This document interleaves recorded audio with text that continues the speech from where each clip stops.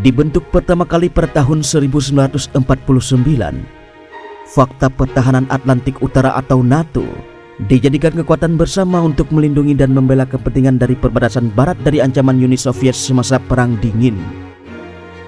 Awalnya hanya terdiri dari 12 negara, yakni Belgia, Kanada, Denmark, Prancis, Islandia, Italia, Luxembourg, Belanda, Norwegia, Portugis, Inggris, dan Amerika Serikat.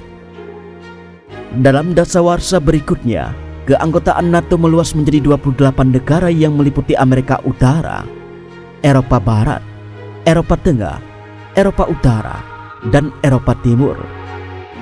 Bahkan kini sudah punya kaki pintu masuk Timur Tengah, yakni Turki. Nah, berikut 5 fakta yang memperlihatkan NATO justru berkembang sebagai kekuatan yang mengacaukan dunia. Pertama, pembantaian di Yugoslavia. 17 tahun yang lalu, atau tepatnya 24 Maret 1999, NATO melancarkan serangan militer atas sokongan Amerika Serikat di Yugoslavia. Ini pertama kalinya dalam sejarah Organisasi Perjanjian Atlantik Utara menyerbu sebuah negara tanpa persetujuan Dewan Keamanan PBB. Pengeboman ilegal membunuh setidaknya 5.000 orang, atau beberapa sumber lain malah menyebutkan 15.000 orang, melukai 12.500 orang, dan menyisakan limbah uranium yang mengkontaminasi tanah. Akibatnya, banyak anak-anak Balkan yang terkena kanker. Serangan itu juga menghancurkan 25.000 rumah dan merusak jaringan transportasi, termasuk merusak 300 mil jalan dan hampir 400 mil jalur kereta api. Di samping itu, banyak bangunan publik juga rusak, seperti 14 bandar udara, 19 rumah sakit, 18 taman kanak-kanak, 69 sekolah, 176 monumen bersejarah, dan 44 jembatan. Kedua, menghancurkan Libya. Amerika Serikat, Inggris, dan Prancis bergabung dalam aksi militer dengan mengebom Libya pada Maret 2011. Akibat serangan itu, di tahun itu juga ada 25.000 rakyat Libya yang tewas dan 400.000 rakyat Libya kehilangan tempat tinggal. Sekarang Libya terperosok dalam konflik kekerasan, persaingan antar milisi bersenjata, dua pemerintahan terpisah yang saling berhadapan, dan bangkitnya Islam atau ISIS. Intervensi NATO secara resmi berakhir pada Oktober 2011. Namun, saat ini Barat berpikir perlunya intervensi baru di Libya, bahkan perang darat dalam rangka menghadapi kelompok negara Islam atau ISIS dan rangka mengendalikan pengungsi ke Eropa.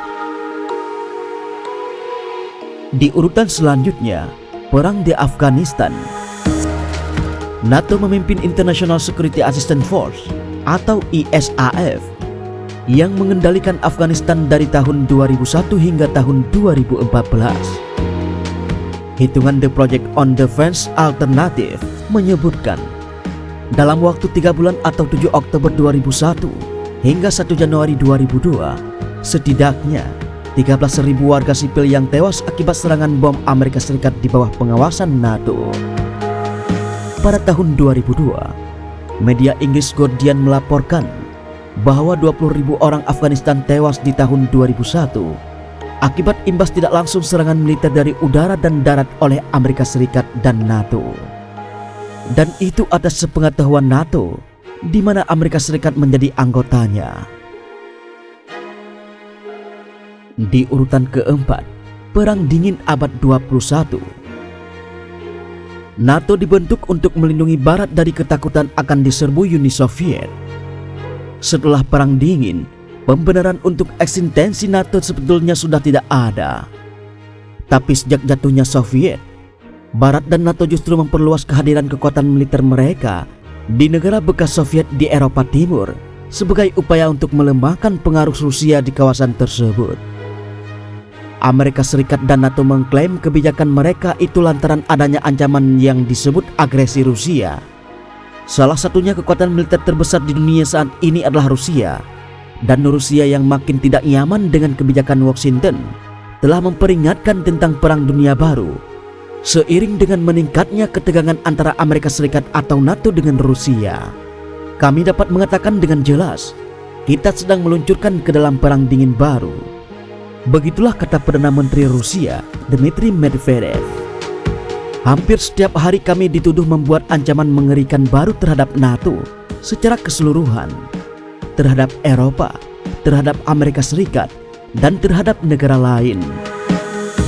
Selama beberapa tahun, NATO mendorong beberapa negara Eropa Timur bergabung dalam aliansinya sambil mengirim tentara-tentara mereka ke negara itu agar menyatakan komitmennya membenci Rusia.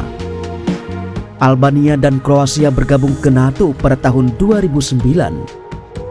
Pada tahun 2011, aliansi ini menyambut 4 anggota baru, yaitu Bosnia, Georgia, Makedonia, dan Montenegro. Rusia tentu tidak tinggal diam dengan ekspansi ini. Akhir bulan lalu, Kremlin menyatakan siap perang asimetris untuk merespon rencana NATO mengirim lebih banyak tentara ke Eropa Timur.